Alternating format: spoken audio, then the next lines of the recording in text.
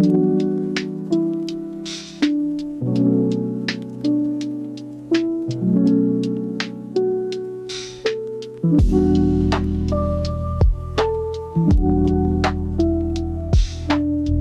kali ini gue akan membagikan skema box NTX DCD115 yang terinspirasi dari skema box Dynacorp yang umum digunakan.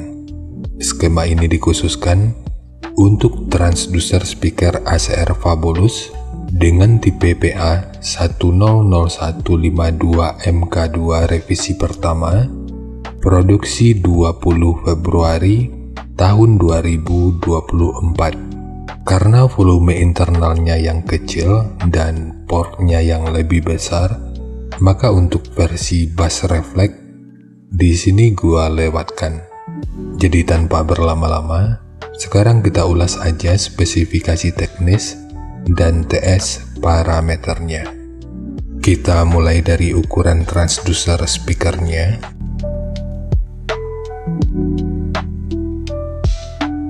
Untuk diameter lubang pada box, ini ukurannya adalah 359,4 mm, ukuran magnet 220 mm, ukuran total dari magnet hingga gasket 168,5 mm, ketebalan gasket 9,5 mm, ukuran antara baut 378 mm, ukuran terluarnya 394 mm.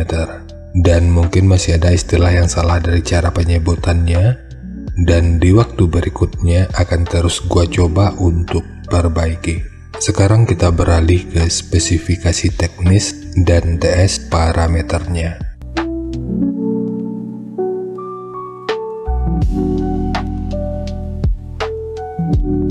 Kita mulai dari spesifikasi teknis. Untuk nominal diameter, ini ukurannya 381 mm atau 15 inci.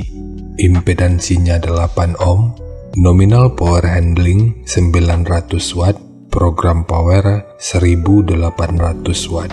Jika lu masih ragu dengan perbedaan antara nominal power handling dengan program power ini udah pernah gua bahas pada video yang akan gua selipin pada pojok kanan atas video ini, atau nanti bisa juga dicek pada kolom deskripsi.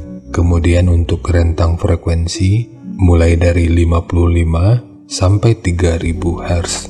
Untuk sensitivitas pada 2,83 volt per 1 meter, ini 98 dB.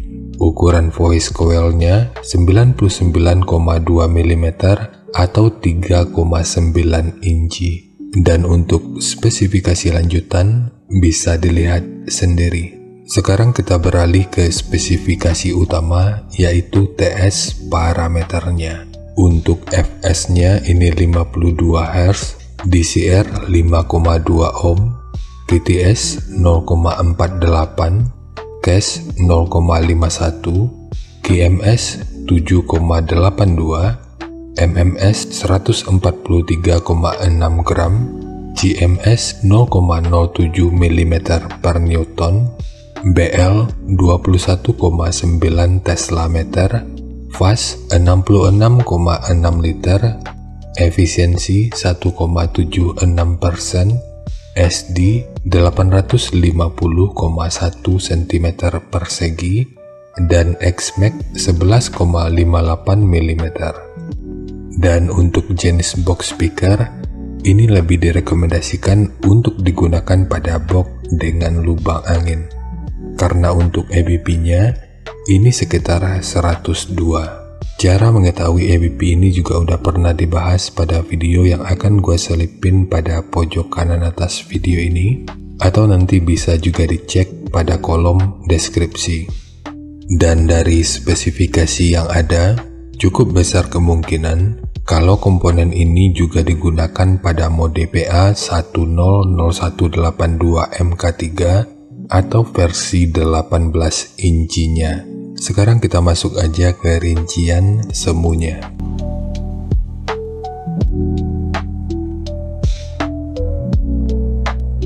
Untuk rincian semu, Poin yang gua gunakan di sini adalah 1550 watt pada minimum impedansi 5 ohm.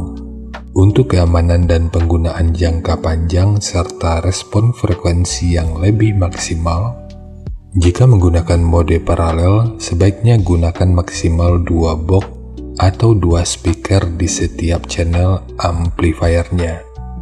Dan pastikan juga amplifier yang digunakan itu mampu menangani impedansi hingga 2 ohm. Kalau amplifiernya itu cuma mampu di beban 4 ohm, akan lebih direkomendasikan untuk menggunakan 1 box atau 1 speaker aja di setiap channel amplifiernya. Lalu rekomendasi titik potong bawahnya ini di 50 Hz dan untuk atasnya boleh menyesuaikan. Ini sifatnya tentu nggak mengikat, jadi nanti bisa dicoba aja sesuai karakter yang diinginkan, dan untuk slope nanti juga boleh menyesuaikan. Kemudian untuk puncak SPL-nya, ini diperkirakan mencapai sekitar 128 desibel. Harap diingat, semua ini merupakan rincian semu, jadi bisa lebih baik atau bisa aja lebih buruk dari yang diperkirakan. Karena untuk efisiensi akhirnya itu juga akan dipengaruhi oleh beberapa faktor, apakah itu kerapian dan kepresisian dari pembuatan box, kualitas bahan, hingga equipment yang digunakan. Sebelum melanjutkan, harap baca deskripsi video karena ada beberapa informasi tambahan terkait bahasan yang ada pada video ini.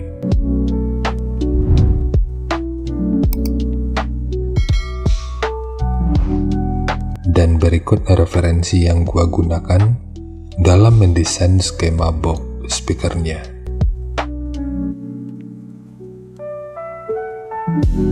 Jadi dari transfer function magnitude ini kita bisa melihat, meskipun dipotong di 50 Hz, frekuensi 42 Hz ini udah bisa direspon pada minus 3 dB, dan 47 Hz pada 0 dB.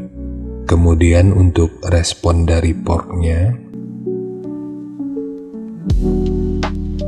dengan daya 1550 watt, pergerakan udara pada port puncaknya diperkirakan sekitar 16,4 meter per detik. Sementara untuk gain yang dihasilkan oleh port kurang lebih seperti ini. Jadi secara teori, di sini port akan membantu dalam merespon frekuensi bawah hingga sekitar 37 Hz pada minus 3 dB.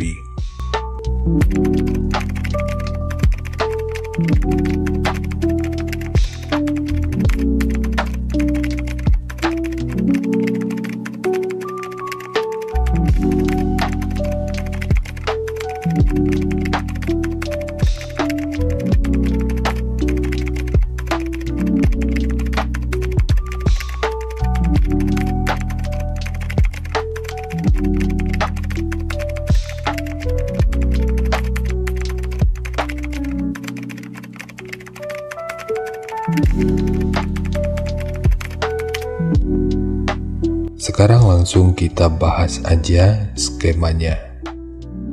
Untuk ketebalan multiplex, ini menggunakan multiplex dengan ketebalan 18 mili.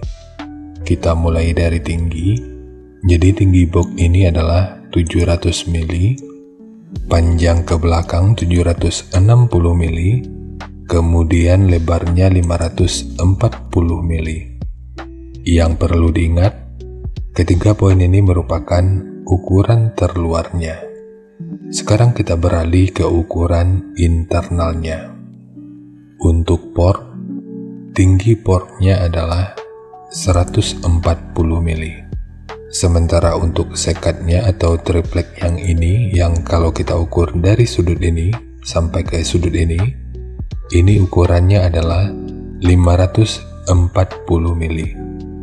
Untuk pemasangannya, ini dimundurin 50 mili dari bibir depannya. Sementara untuk pembagiannya, ukuran dari sudut ini sampai ke sudut ini ini ukurannya 224 mili, dan ukuran dari sudut ini sampai ke sudut ini ukurannya 280 mili. Kemudian untuk triplek dari dudukan speakernya ini menggunakan 2 lapis, satu sebagai dudukan utama dari transdusernya, dan satu lagi sebagai penguat dari dinding luarnya. Dan bagian dinding luar ini tentu juga sangat penting, jadi jangan di skip. Sebab peranan dinding luar ini akan cukup berfungsi dalam memperkuat serta meredam hentakan dari output suaranya. Lalu ukuran dari sudut ini sampai ke sudut ini ukurannya 274 mili. Ukuran dari sudut ini sampai ke sudut ini ukurannya 432 mili. Kemudian di sini ditambahkan penguat berupa sekat yang bentukannya seperti ini.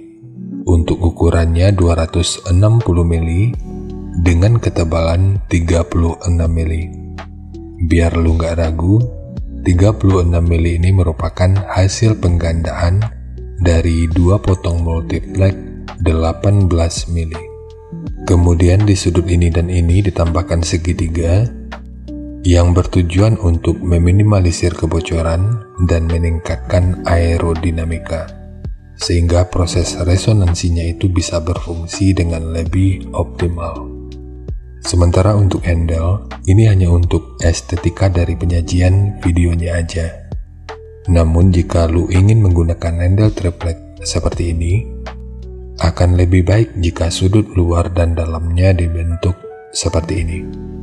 Ini bertujuan untuk menjaga aerodinamika, jadi nanti tinggal lu custom aja sesuai kebutuhannya. Jadi segitu aja untuk skema dari box NTX DCD115, khususnya untuk transducer speaker ACR Fabulous dengan tipe PA100152MK2. Jika nanti lu punya link review dan video cek soundnya, silakan bagikan aja pada kolom komentar agar bisa dijadikan referensi juga buat teman-teman yang lainnya.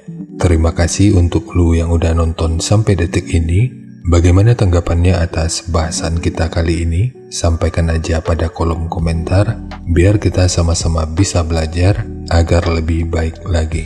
Dan seperti biasa, jika lu suka dengan bahasannya, silakan like dan share aja videonya ke teman-teman lain yang sekiranya juga suka dengan topik yang sama. Untuk lu yang udah berlangganan, terima kasih banyak atas dukungannya. Dan untuk lu yang belum berlangganan, jika berkenan, bantu subscribe-nya. Dan jangan lupa untuk baca kolom deskripsi dan kunjungi juga tab komunitas untuk mendapatkan informasi dan update terbaru. Jadi ya segitu aja, dan kita ketemu lagi pada video yang lainnya.